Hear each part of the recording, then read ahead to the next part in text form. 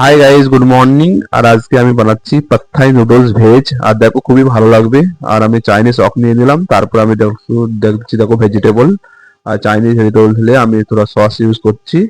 আর দেখো আমি সল্ট ঢাললাম, থোড়া থোড়া আমি ঢালছি।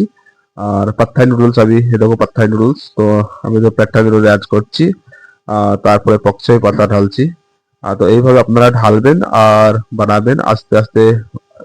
নাড়তে হবে না, বেশি নাড়লে পাতায় বহুত সফটি নুডলস তো গলে যাবে। তো এইভাবে হালকা হালকা নাড়তে হবে। পাত্তায় সল ছেড়ে দিচ্ছি।